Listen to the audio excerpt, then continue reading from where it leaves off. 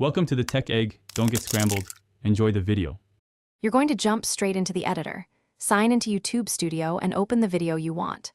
Once done, make a quick duplicate or download a backup so you can revert. Next, enable the Effects or Editor panel and load a short 5 to 10 second test clip. This saves time and prevents full re-renders. Make sure your source is 1080p or higher, because the effect depends on clean pixels to read and apply the changes accurately.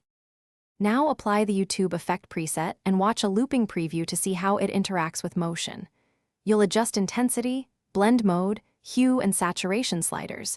Use keyframes where objects move so the effect tracks correctly. If you need it on just a face or sign, add a mask and crop. Feather the edges about 10 to 20% so the change blends naturally.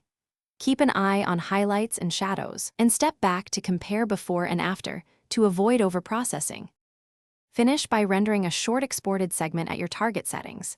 264, 1080p, 8 to 12 Mbps gives a good quality/file size balance.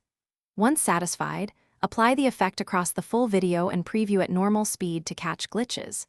If you see banding or artifacts, reduce intensity by about 10 to 30%, switch the blend mode to overlay or screen, and re-render the test clip.